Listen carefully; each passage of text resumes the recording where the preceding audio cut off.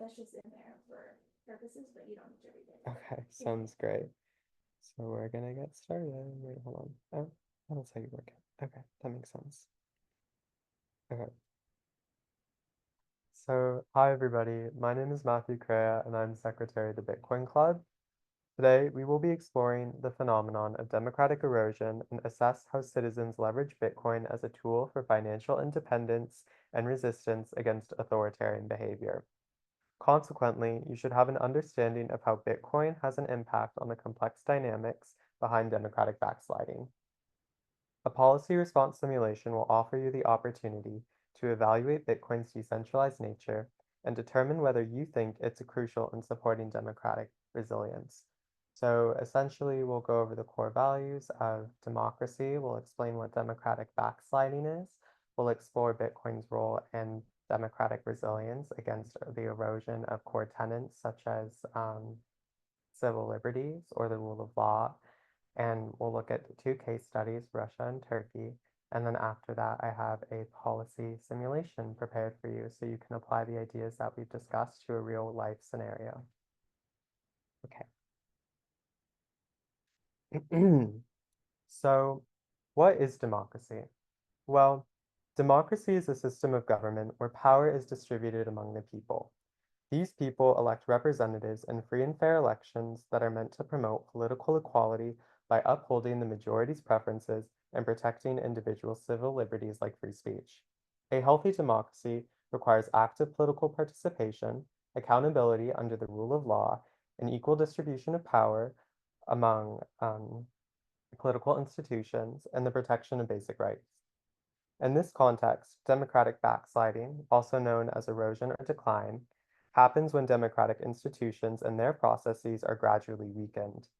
This regression is marked by a shift to authoritarianism within a formal democratic system. One key aspect of democratic backsliding is the weakening of political institutions like the judiciary, legislative bodies, and the electoral system. Leaders may aim to reduce checks on and consolidate their power by manipulating and limiting these institutions' agencies. So, civil liberties like freedom of speech, freedom of press, and freedom of assembly are often eroded due to democratic backsliding. Governments will impose censorship and intimidate or criminalize opponents through intense surveillance. An example that I like to think of is the book 1984, Big Brother is Always Watching. If you've read that book, it's really good. I read that in my English class in high school. So during backsliding, the rule of law is also compromised.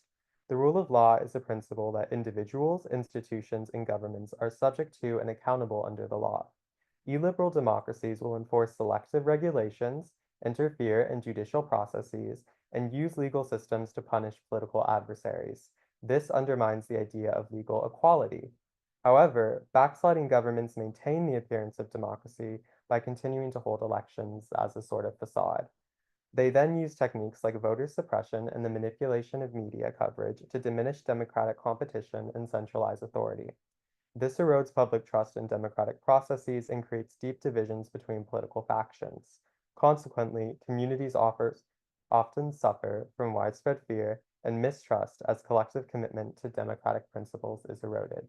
And we're going to get into an example, like a little quick one with the US during the 2016 election. Okay. Oh, okay. So when we're talking about democratic backsliding, it's a little bit different between the global north and the global south. So let's get into it. In the global north, countries such as the United States experience democratic backsliding through the gradual undermining of democratic institutions, norms, and practices. This process is more subtle and takes place within a constitutional framework where legal mechanisms are manipulated to serve political interests. For example, in the US, concerns about democratic backsliding have increased following widespread accusations of a rigged election and the January 6th attack on the Capitol. Attempts to delegitimize the election process and undermine trust in electoral institutions signals a weakness of our core democratic principles. Meanwhile, in the global south, countries experience democratic erosion through overt authoritarian measures, different from what we've experienced. Leaders use unlawful killing and attacks on the media through nationalistic means to consolidate power. So it's almost like theoretical versus literal. For instance, the Philippines President Rodrigo Duterte used populist rhetoric to create a war on drugs that led to the death of thousands. His actions were bypassed by institutional norms that would typically ensure due process to implement authoritarian control. Evidently, democratic backsliding in the global north is more institutional because leaders manipulate legal structures and delegitimize electoral processes. Meanwhile, in the global south, violence plays a more central role as leaders directly attack civil liberties and the democratic opposition. The United States example is meant to underline the main idea that no long-standing democracy is immune from democratic backsliding because its electoral system was still manipulated. At the same time, the Philippines exemplifies dangers and populist rhetoric as its executive leader exploited national anxieties over drug-related crimes to justify undemocratic actions. Together, these examples illustrate how democratic backsliding is a universal problem, with democratic systems in both the global south and the global north being vulnerable to political manipulation. A consequence of this manipulation is economic instability. Okay. So, in situations like the United States or the Philippines, democratic backsliding weakens the rule of law, which leads to reduced investor confidence. When the legitimacy of the government is weakened, businesses and investors perceive greater risks and pull out of their investments. This hurts economic growth. A lack of predictable governance and fears of increasing authoritarianism cause political uncertainty, which leads to fluctuations in currency values, stock markets, and foreign investments. This is closely intertwined with rising levels of corruption where political leaders abuse state resources. When funds are diverted away from public services and infrastructure, it contributes to economic stagnation. Social divisions then increase, and different sectors of society fail to cooperate. This political dysfunction hurts existing and future economic policies. In cases like the Philippines under Duterte, authoritarian-centric policies can result in a shift away from market-driven economic approaches, as political control and state intervention are prioritized over economic liberalization. Consequently, stable Western democracies may impose punitive measures like sanctions or a reduction in foreign aid as human rights abuses escalate. Social unrest then follows. Civil disorder like protests and strikes disrupt daily economic activities like retail sales and manufacturing production lines, which lowers productivity and leads to the loss of economic opportunities. A feedback loop is then created as economies decline because governments may resort to further authoritarian measures to consolidate control, which only leads to worse economic conditions. This leads to full-blown crises as seen with contemporary Turkey. Okay. So, in the midst of economic instability, such as hyperinflation or currency devaluation, citizens will often seek out other financial alternatives. Decentralized options like Bitcoin emerge as solutions because they give people a way to store and transfer their wealth without relying on state-controlled banks, which may appear corrupt or unstable. As backsliding leads to economic mismanagement, Bitcoin is viewed as a way to store wealth over time, as I said before, um, similar to how people store gold or other solid assets. People can use this asset to protect themselves against the collapse of their local currencies because it's decentralized and globally accessible. This means economic policies don't affect its value in the same way as traditional currencies. Since Bitcoin transactions occur outside state control, illiberal governments have fears over losing their ability to control monetary policy and track financial actions, which are key to maintaining power. As a response, regimes may introduce strict controls on cryptocurrency exchanges and or outright ban Bitcoin to maintain a monopoly over their financial system. For instance, in 2021, the Turkish central bank banned cryptocurrency as a legitimate payment to prevent citizens from circumventing state authority. I'm actually working on the Financial Freedom Project with Professor Sarah Krebs, and we're exploring democratic erosion in Turkey and basically interviewing different participants and what their experiences with Bitcoin are like. And I think it's really interesting and kind of has a lot to say about Turkey's financial system and how the centralization of power has contributed to democratic erosion and economic deterioration. So despite such government crackdowns, citizens in countries with backsliding continue to use Bitcoin as a tool for exercising their own economic freedoms. Decentralized currencies like Bitcoin allow citizens to avoid restrictive capital controls, protect their savings from inflation, and engage in international trade without relying on failing financial systems. It has even been used as a direct form of resistance against authoritarian control, with individuals using it to fund opposition movements outside government's regulated financial systems. And a good example could be seen in contemporary Belarus. Bitcoin, therefore, can be a critical tool because people in countries with failing democratic regimes, like the Philippines or Venezuela, can send and receive money without high fees, delays, or restrictions imposed by their traditional banking systems. In a way, the financial asset's decentralized structure embodies democratic ideals because it supports principles of autonomy and economic self-determination that are fundamental to democratic governance. So for the next 20 minutes, I want to do a case study on Russia and Turkey and examine how Bitcoin has been used as a tool for democratic resilience in the face of authoritarianism. Before doing that, I'd like to open up the conversation to your own experiences or thoughts on how Bitcoin has upheld democracy in your own lives or communities. I can go first since I'm leading the meeting. So I'm from Palm Springs, California, and I know Bitcoin has empowered local boba shop owners individual autonomy because by choosing to accept cryptocurrency as an alternative form of payment, they have greater control over how they can manage their money and make wise investments. Bitcoin is a long-term asset, so I know they could use it to reinvest in, say, equipment if they're like a coffee shop owner and they need a kettle to ground beans. My sister is a small business owner and she participates in the circular economy. She runs a little fashion company. I'm always encouraging her to buy a ledger, which she hasn't done yet. But I want to hear more from you guys. How has Bitcoin been used to reinforce your own civil liberties, freedom of speech, um, financial, economic determination, maybe voting powers? So do you guys like need a minute to maybe think, or do you want me to cold call? Does anyone want to start the conversation? Okay. Can like volunteer, I guess, to Mhm. start the discussion. So I come from a bit of a multicultural background, so I have a lot of family in different countries. And recently, some of my family members, especially the ones in South America, have been using like exchanges and things to transfer money and for other parts of the family to send money to them without like I guess having a major bank or like central authority figure like overseeing it, especially since they're in a less democratic country, more than authoritarian. Okay, that's very cool. Thank you for sharing. Does anyone else want to add to that? Like cold call? Should I move on? Okay. Do you want to go? What's your name? Nice to meet you, Ashley. I'm Matthew.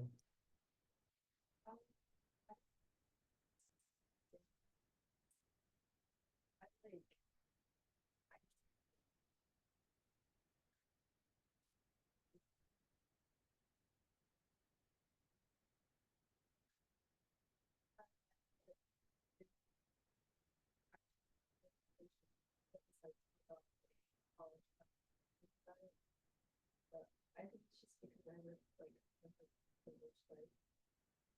Okay, very cool. That's really interesting to hear.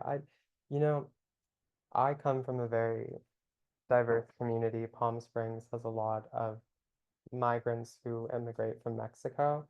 And I think it'd be really interesting to understand how they could use Bitcoin as a technology to legitimize their own form of indigenous sovereignty. Because I don't personally think that there's a large social dissemination of the technology. Um, and I think it kind of circles around maybe the upper echelon without disseminating into lower class systems. So I think that would be an interesting topic to explore in terms of the concept of democracy and how we can strengthen it. And just in general, in terms of how we can give back to communities and further empower them financially. So thank you for sharing. Okay, we're going to move on. Let's explore how Bitcoin has been used to navigate democratic freedoms in the face of authoritarian control in countries like Russia or Turkey. So I have a lot more reading to do. And then after this, I have another interactive question. So if you guys could maybe, I know it's a little bit dry, but if you guys could maybe take a couple notes, jot down some thoughts based on what I had to say, and contribute to the conversation, that would be so great. Because the whole goal is to not only understand what democracy is and how it erodes over time, but also how Bitcoin can be used to strengthen your own individual autonomy, your own personal freedoms, especially in the polarized times that we're living in. What's going on in these authoritarian countries, in my opinion, based on my understanding, it's becoming more of a universal experience. So I really want you guys to pick and choose different parts of information and maybe apply it to your own experience in the United States. Maybe you've voted before and you don't feel truly represented, or maybe Bitcoin can somehow empower your freedom of speech in a very dynamic and fluid way that I haven't even thought of. But I'm interested to hear what you guys think. So, yeah. Okay. So, Russia is a federal republic made up of 83 administrative regions, not counting Crimea or Ukraine. These regions are federal subjects with varying levels of autonomy. While the Constitution grants these regions some autonomy, Putin's administration has centralized authority by reducing the independence of regional leaders. The Russian government is now centered around a powerful executive branch where the president holds significant influence over the legislative and judicial branches. The presidency oversees foreign policy and has the power to issue decrees that carry the force of law without needing parliamentary approval. That's not good. Putin's reforms now have control over the appointment and dismissal of executive officials. This system of governance is known as the power vertical, which is an important term if you guys want to write that down. And that basically means that political authority is concentrated at the federal level. It may seem like a good thing at first because it's typically used to ensure that officials are held accountable, but it also takes away from the voice of local populations. For instance, the Federation Council composes the upper house of Russia's Federal Assembly and is meant to represent local regions. However, Putin altered its composition in the early 2000s and changed it from an elected body to a legislative appointment, which means he can just personally select different officials who represent his views rather than vote, maybe like vote, have a vote that basically represents the wider population with different parties. And evidently, it reduced the council's independence and made it insubordinate to the presidency. At the same time, the lower house of the Federal Assembly, known as the State Duma, was responsible for passing legislation and holding executives accountable. However, Putin's cabinet enforced reforms to electoral laws and party requirements that ensured a pro-Kremlin majority. For instance, Putin passed a bill in 2014 that imposed stricter rules for party registration, making it harder for the opposition to compete. Another prime example of the power vertical is Russia's judiciary, which is supposed to be an independent branch of government. However, Putin strategically appointed judges to key positions in the constitutional and Supreme Courts to create a system where rulings in cases of electoral disputes would favor the Kremlin. Evidently, Putin's control over regional appointments ensures a sense of loyalty from the judiciary and the legislator that ultimately undermines a system of checks and balances meant to uphold democratic principles of representation and accountability in Russia's political system. Okay, this is kind of where it gets interesting to me, but this spills over into the economy because Putin has integrated oligarchs who control state-owned enterprises, specifically over energy and natural resources. Think of oil, which is a major natural resource that powers entire economies, or coal, which is more minor. But he's integrated oligarchs who are the head of state-owned companies over those resources into the political system. And that gives the regime significant economic leverage because they can use that political power to manipulate markets and control the distribution of wealth. Okay, so we have two more key terms if you guys want to write those down. So Russia's consolidation of natural resources has created what can be referred to as a rentier economy. A rentier economy is a system where the state relies heavily on revenue from renting out natural resources rather than the productive activities like manufacturing or services. In Russia's case, its reliance on the exportation of these resources to foreign markets has made it economically vulnerable. I say this because their stability is now heavily dependent on fluctuating global commodity prices. As a result, the volatility of global oil prices and the effects of international sanctions have strained their budget. To compensate for revenue shortfalls, the government has resorted to printing money and raising domestic loans, which have led to a rise in inflation. The ruble has lost substantial value against foreign currencies, and inflationary pressures have been exacerbated by the cost of military financing, as seen with the annexation of Crimea in 2014 and the invasion of Ukraine in 2022. As inflation rises and the ruble's value decreases, the cost of basic goods like food and fuel have skyrocketed while wages have stagnated. The cost of living has only further increased due to sanctions, which have limited access to foreign goods and services.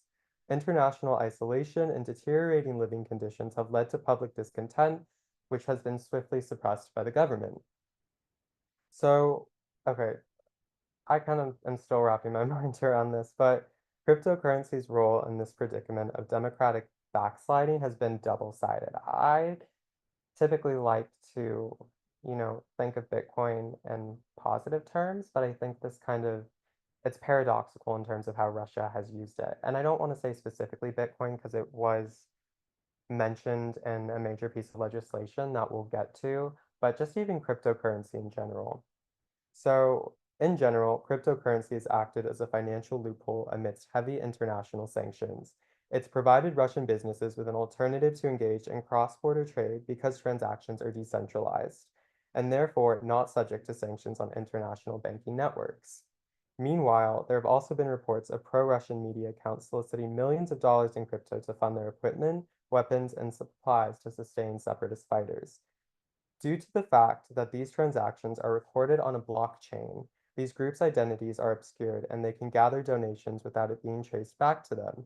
The Russian government now faces a dilemma because a resource like Bitcoin can facilitate trade and investment, but on the other hand, it also undermines the government's centralized economy because it makes it more difficult for the Kremlin to regulate capital flows and tax transactions. So I want to present about maybe a total of 4 minutes, give or take, of this YouTuber who discusses the dilemma between the Russian opposition and potential adoption of Bitcoin. It's 2 years old.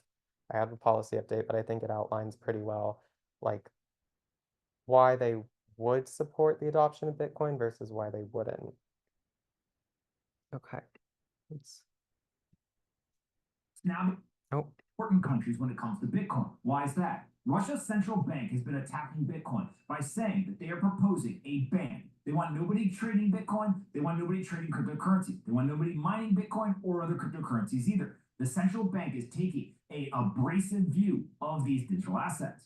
But the finance minister and now Russian President Vladimir Putin are actually saying, wait a second, we shouldn't ban this. We should simply regulate it.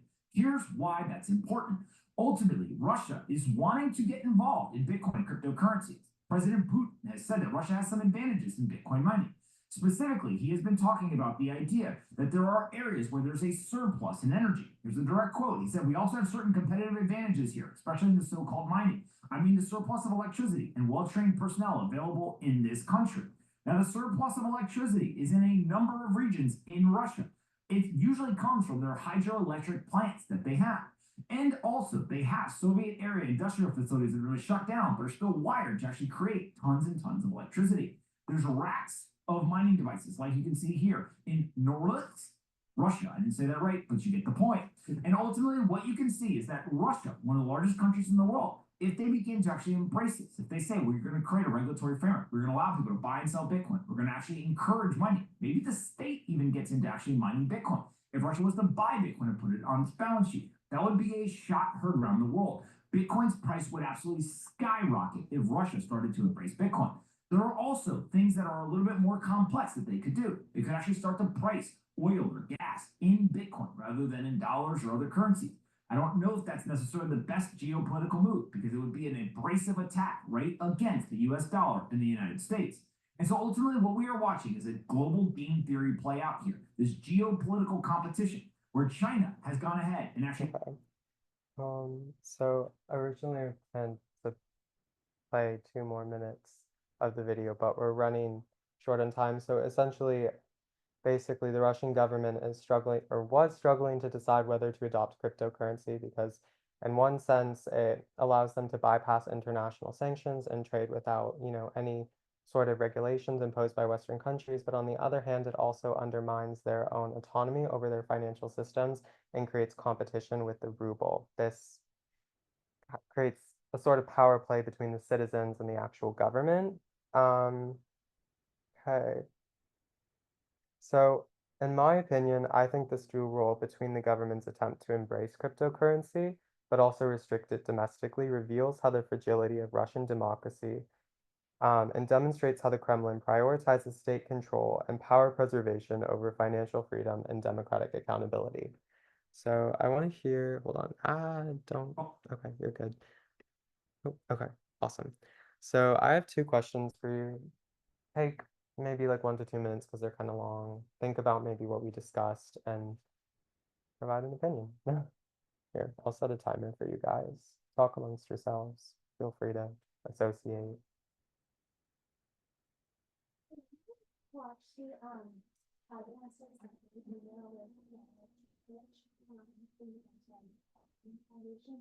Anyway, so she was the chief financial director officer of Alexei Navalny's campaign, and they used Bitcoin to be able to continue their operations because she logged onto their bank accounts one day and they were zeroed out. They had no access to their money anymore.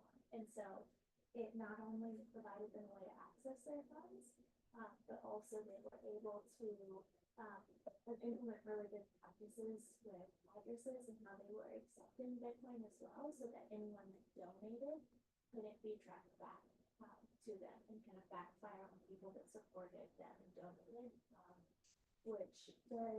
Did anyone see what happened in Canada with the truckers a couple of years ago, and how basically if you donated any crypto or Bitcoin to their efforts, then your bank accounts were frozen. Like there are a lot of people out of their money. This was a couple years ago. But anyways, just to kind of studies there. Okay, so what's the other half of that Oh question? gosh. Yeah, hold on. I wonder if I can minimize this. Oh, okay. And actually, Ethan on the call is from Canada. Oh, that's so cool. Okay, so what do you all think about the second half? Do you think it can empower Russian citizens? Or It's more, especially because everyone knows money is power.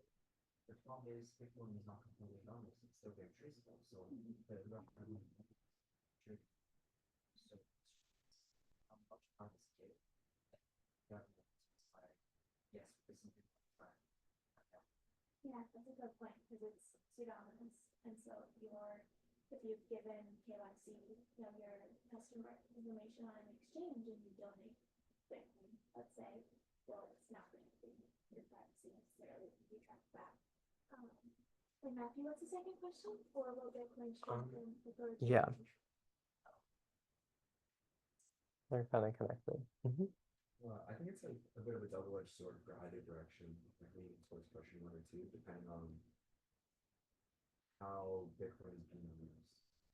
Because on one hand, for empowering Russian citizens and challenging state authority, depending on how Russia does it and like KYC protocols and everything, it can be a way to, I guess, like have Russia participate more actively in the global economy without the Russian state knowing, based on their like authoritarian government. And then for number 2, strengthen and authoritarian control. The point you brought up regarding international prices, like oil prices and everything, they can be pegged onto like Bitcoin instead of like USD, and that would I'm not sure the exact protocols have, but I'm sure that would affect like the US dollar being like the world reserve currency somehow. Especially since Russia is was a superpower and it's still like a very large country. So depending on like its application, it can go anywhere. I agree. I think it is a double-edged sword, and I think it'll be really interesting to see, how like it's used. I want to go back to actually that part of legislation because I don't think I described it very clearly. But oh, okay. So on August 8th, Putin had signed into law a new form of legislation where he legalized cryptocurrency mining in Russia. It allows Russian legal entities and individual entrepreneurs to legally mine crypto and trade foreign digital assets on Russian blockchain technology. But like actual citizens can't use it to trade. So I do think there's that kind of representation where it's being used for authoritarian means and restricting citizens' essential civil liberties. So I feel like in terms of, Bitcoin being used to empower citizens, from my understanding, a major kind of aspect of democratic movements is mass mobilization. So I wonder how Bitcoin can be used to create a sort of communication between citizens. Because it's not like, Instagram or Twitter. As far as I know, I don't think you can use Bitcoin to just tweet like on X to like someone else about like, oh, I don't know, the United States is doing so much better. Our ruble is like deflating because of Russia's new like, consolidation of power over like our general civil liberties. I don't think you can just like text on it. So I am just curious to see how it can create a sort of mass movement of unification where people say, hey, the reason our economy is doing so badly is because the Russian government is imposing unfair restrictions upon civilians and other countries. So I think that's a really interesting case, and I really like your point. Okay, so we have about, yeah, in your transaction, so you could send it that okay. way. We're also going to do a panel on Nostr, which is, if you think about Bitcoin decentralizing money, Nostr decentralizing the internet, basically. It's an open source protocol like Bitcoin that uses relays to transmit information. And in Nostr, you can pay people Bitcoin, like small amounts, just think about sats, through what they call zaps. So think about today, like if you are watching a YouTube video and you really find the content valuable, there's no real way for you to just send that creator money that goes directly to them. There's no one that takes a chunk in the meantime. Nostr, you can just pay that creator directly. So in a sense, Bitcoin is based on that type of communication protocol. And then also I think money, making an action, making a transaction, that action is a form of communication, and this is what I'm choosing, this is the I'm evaluating the trade-offs, and this is where I'm acting. So maybe like a non-verbal communication of a preference. Yeah, that's what I think as well. Like it is a form of non-verbal communication, and I wonder like, do citizens recognize like the difference in their financial state versus other countries when they're exchanging, certain types of goods or currency across, a ledger, a blockchain? And I think that could say a lot for maybe the state of their democracy and how they could possibly implement reform. So I really like that point. Okay, so we have about 10 minutes left before I want to get to it. So, okay, let's just go over this really quickly because I want to play a video basically that kind of explains Turkey's current economic situation. But in 1982, Turkey was established as a constitutional parliamentary democracy. The prime minister was the head of state. He served, while the president served as a ceremonial figurehead. And there was also a Grand National Assembly where deputies held legislative authority and a proportional representation system. However, when Tayyip, I don't know if I'm pronouncing his name right because it's Turkish, but I pronounce it as Erdogan, which sounds like the market, but I don't think that's correct. But he was elected in prime minister in 2003, and so his government originally focused on economic reforms, but they eventually shifted policies. So in 2013, during the Gezi Park protests, people were fighting against commercial development, but that spiraled into like an attack on his, national party and their crackdown on free speech and how they tightened control over the judiciary. And it represented a form of police violence because he used like a physical form of violence through state suppression to prevent like dissent, which I don't think had necessarily been seen before in Turkey's Republican parliamentary democracy. So after he was elected as president in 2014, the prime minister's role became subordinate, and then there was a failed coup in 2016, where he declared a state of emergency and used that predicament to bypass the legislature entirely.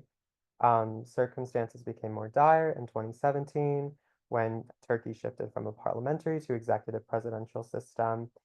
And since 2016, he's, restricted press freedom and civil liberties by closing media outlets and jailing journalists under the pretext of national security. So there's a lot to unpack there, but the main message is that basically this, President Erdogan, I don't know if I'm pronouncing it right, but has contributed to the democratic erosion in Turkey because he's destroyed checks and balances, which have led to the devaluation of the Turkish lira and rising inflation. So I want to play, and as you can see, elements of a declining economy are recession, inflation, and unemployment. I think that's important to remember when you're looking at any state of like economic stagflation or inflation and kind of trying to determine, how that exacerbates civil unrest. Okay, so I want to get to this video and then we'll have like a short 1 to 2 minute conversation, and then maybe with like the remaining 8 minutes, we'll do like a brief overview of like a very informal policy simulation.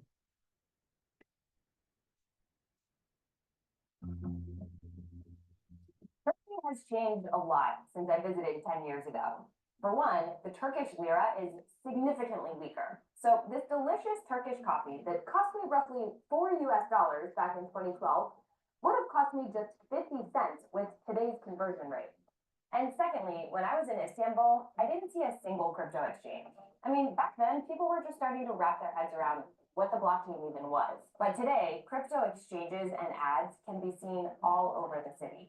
So why am I pointing these things out? Because today, inflation is soaring in Turkey. It's much higher than it is in other parts of the world.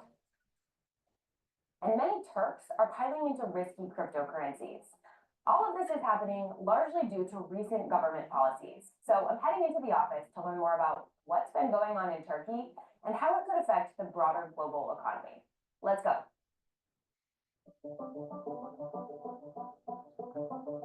So before we talk about crypto, we have to talk about inflation and why the Turkish lira fell so quickly. See, usually central banks raise interest rates to contain inflation, and many countries around the world have started to do that. But Turkish President Recep Tayyip Erdogan has called high interest rates the mother and father of all evil. That's a real quote from 2018. Not only has he demanded interest rate cuts as part of an unorthodox strategy to drive growth, but he's fired nearly every senior Turkish official who opposes his vision. So check this out. You'll see that as Turkey's central bank cut its key policy rate in the fall, the value of the Turkish lira plunged. Now, many Turks are struggling to buy food, fuel, and other essentials. Protests have broken out in the streets, and some citizens have called on Erdogan to resign. So far, Erdogan has shown no signs of reversing course, and he has maintained that cutting rates will boost growth. And that is where crypto comes in.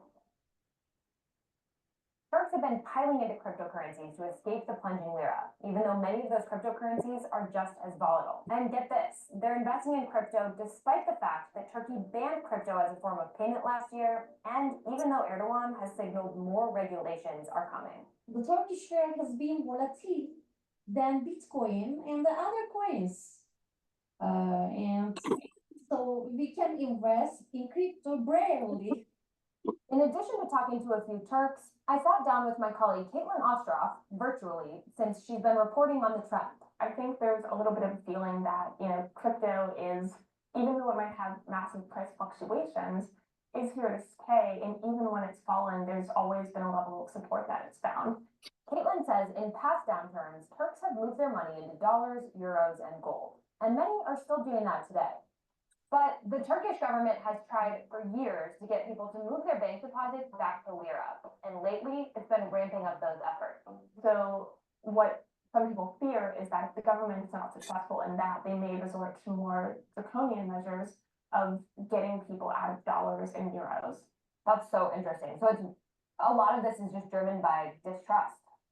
Yeah, there's massive distrust. And that helps explain why many Turks are also turning to stable coins like Tether. These are cryptocurrencies whose value is pegged to traditional currencies like the dollar.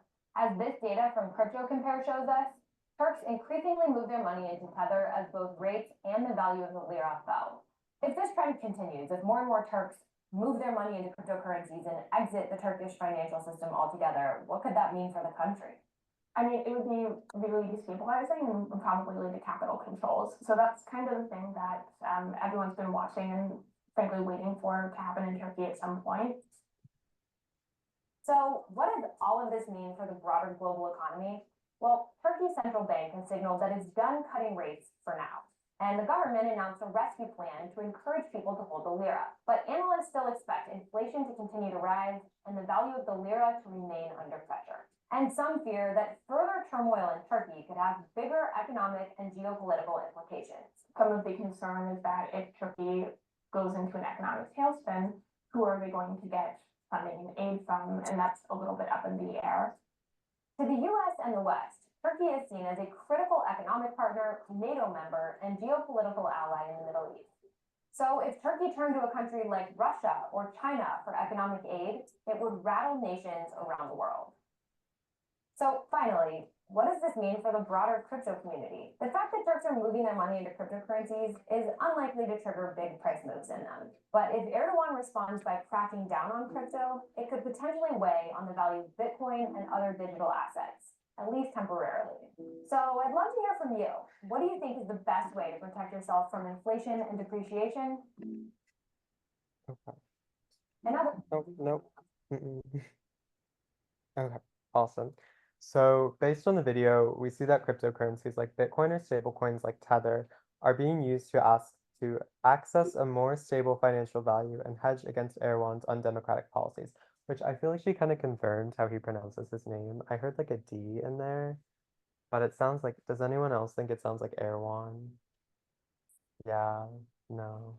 I think it sounds like Erdogan. Maybe I'll bring Erdogan to a meeting. I don't know.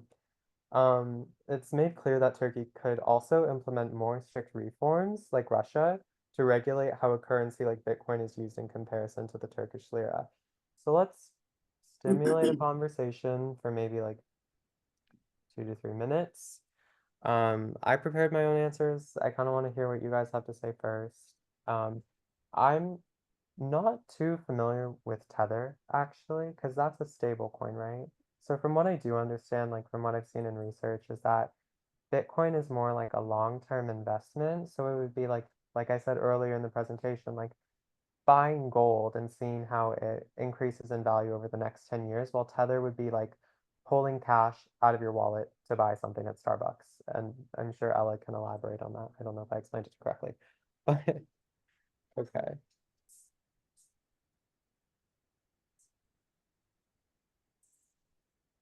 To understand the value of a stablecoin. So I've heard some people use an analogy, like a stablecoin might be your checking account. Like you said, if you're going to, I don't know, buy coffee or pay rent or some expense like that, in Bitcoin you can think of it as like your savings account. So it's stablecoin is like your checking, and Bitcoin as your savings account, something you don't need to touch for a period of time, because depending your perspective or the place you're coming from, maybe your currency is less volatile than Bitcoin, or maybe your currency is more volatile than Bitcoin. And so if you think of like a timeline or I don't know, a number line, and you think about where these volatility levels are, that can help you think about the benefit of a stablecoin to you or Bitcoin. Stablecoins are, as the name might suggest, they're pegged to US treasuries or backed by them. And so if you, let's say you're in Turkey and you don't receive your salary in dollars, you could buy a stablecoin, and it's almost like you have US dollars. So if you are experiencing the lira drastically devaluing, that, and you just like, I want to get my hands as close as I can on the world reserve currency. I want to have dollars. Also, some countries don't let you actually hold dollars, or it says you have $200, something like that. But then you're like, okay, I also want to own some Bitcoin for a longer term. If this, for some reason, goes down, quite a bit, then I need to make sure I have enough money to pay my rent. Like these are some of the questions you would ask yourself and how you consider its benefit to you. Okay, that's awesome. Does anyone else have maybe anything they want to add to how they think Bitcoin could be used as a tool to reduce the president's control and reinstate financial democracy? Maybe? Austin had a good point on this, and he said money is power, and if you control the money, you control power. Hmm. I don't know if you wanted to expand it all, but Or just, yeah. well, kind of just in what you said earlier in regards to the first question about the president's control over the economy. Yeah, so Bitcoin, of course, gives people power, right? Just that money is power, and so citizens with proper point, they can influence whatever they influence by money, which is a lot. Of course, Bitcoin is traceable, it's anonymously, right? It's not completely identifiable, but it is still you can track where money comes from and where it goes. So I feel like a country like Turkey has the resources to crack down on Bitcoin if they really wanted to. So the question becomes, are the citizens posing enough of a resistance or influence for them to invest in resources to share that citizen hearts? That's a really great response. Thank you for sharing. Okay, so we're down to about 10 minutes. Originally, I had planned like a policy simulation. I'm part of Model UN, but I think with the limited scope that we have, we'll just lessen it down to maybe just a simple conversation. Okay, so if you guys want to take a photo of the slide, you're totally welcome to, just so you understand like maybe what we're talking about. I came up with a general policy scenario. So it's your turn to decide how you would handle a situation in a position of authority, like what we've seen with Turkey and Russia. Again, please take photos of the slides if you can. Basically, you have a situation where Venezuela is experiencing a severe economic crisis with tensions exacerbating between the government and Venezuelans over Bitcoin's use. So the challenge is that Venezuela has convened a council to determine its Bitcoin policy. I was gonna take a photo of that. You can. So then I designed some key roles. Honestly, like we're running out of time. So you're welcome to take a photo of this as well. Just kind of, it basically explains just like a backdrop of some views you could take like as a minister of finance versus a cryptocurrency advocate or a opposition of a political party or a central bank official. So then, okay, if you guys could just maybe discuss, like very generally amongst yourselves, how perhaps Venezuela during an economic crisis could use Bitcoin to either reform their economy or implement further measures to tighten control with their own fiscal currency, that would be great. I'm going to go back to the key roles, and I actually just want you guys to kind of consider um, maybe each of these individuals' perspectives and what they would have to say in terms of how Bitcoin can be used. Originally, I wanted you guys to do a little bit of research and draft a whole policy proposal, but it's totally fine. So we can have a very general conversation if you guys want to group off for like 7 minutes, maybe. Yeah. Mhm.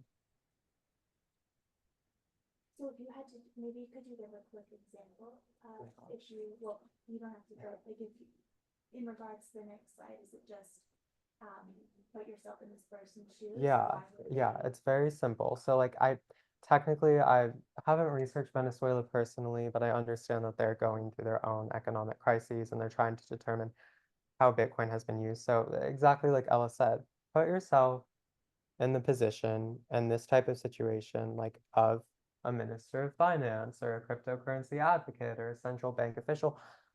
What would they say?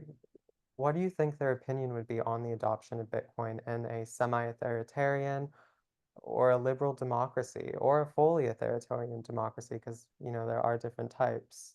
So if you could just maybe like talk for like 2 to 3 minutes, that would be great. So yeah. Should we assume like unemployment's rising, inflation's Yeah, rising? it's totally an open ball game.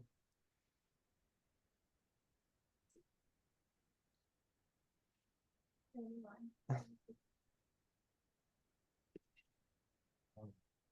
So this one, my family's actually from Venezuela, Hmm. so for me, I would probably take the third one, the opposition politician role. Mm. Just because without like diving too deep into it and my own like I guess alignment in terms of politics for Venezuela, I don't believe the government or the recent government has done the best job sourcing away from it. I think would be the best like strategy or move. That's really interesting. So that case, just like I wouldn't really care what like the Minister of Finance of Venezuela were to say about it. I think the country's in a bit of like a lawless position right now where the military or police aren't strong enough to properly enforce regulation or rules, and at the same time, the current president, I don't know if it's like minister or president, there's a lot of like distrust towards him, so there's a big like feeling of like you're on your own. Mm. But at the same time, the country originally was very, I guess, willing to help you out. I don't know like a better word for it right now. So a lot of people are still very much trying to help each other out. Oh my But gosh. I think it's devolved a bit from like a strong like government to more like local communities. Very cool. For sure. Does anybody else have anything they maybe want to add from the position of like central bank official, for example? And central to the ethos of Bitcoin, like a lot of people recently have been talking about the importance of how Bitcoin was distributed to the world, that it is a peer-to-peer network, but it started with just you and me and us using Bitcoin and holding the most of it. It didn't come from some minister of finance saying, yep, it's Bitcoin now, or it didn't come from a central bank official or a politician or a big investment manager have been distributed out. So I really appreciate your point about just the community and the local people saying, nope, I'm going to take sovereignty over myself and my financial future, and I think we'll increasingly see more of that. That's excellent. Thank you for sharing, Ella. So I guess if no one else has anything they want to elaborate. Oh, yeah.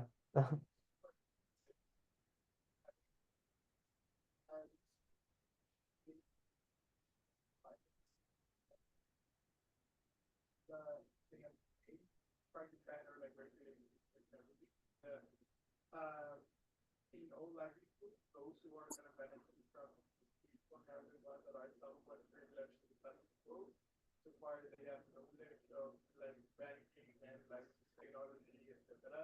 And people in Venezuela that do not have open access, whether it's like to the needs to access Bitcoin or the knowledge or like the cultural capital, whatever. If the Bolivar ends up like working or becoming more or less stable, those are people that are going to suffer the most. And even if the middle class, even like benefit, the not, and that's why like yeah. Thank you for sharing. Anybody else? No? Okay. Well, then I think we can wrap up. Okay. Oh, my bad.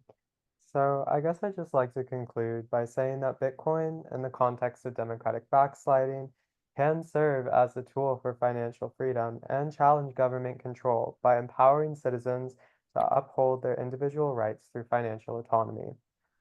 I think the future of Bitcoin will now depend on its ability to balance regulatory frameworks with the preservation of civil liberties in the face of oppressive state oversight. Thank you for your time. Yeah. Okay.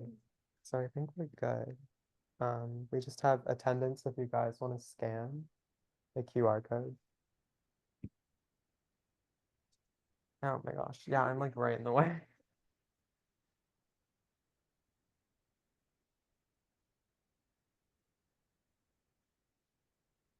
Everyone good? Hello? Thank you so much, Matthew. Yeah, thank you for listening. I know it's a lot, but I'm glad that like we were able to have a productive conversation. Really well done and very meaningful as well for the study. Yeah, for sure. It was great to like kind of share a little bit about my experience, just like interviewing people from Turkey. I think um, there's just so much information there, and knowledge is power. And I'm very curious to see how Bitcoin can be used again as a tool to reinforce our civil liberties, but also, I don't really want to stray that far, but maybe for like governments using it to assert their own form of control. I'll say it like that. I want to stay safe.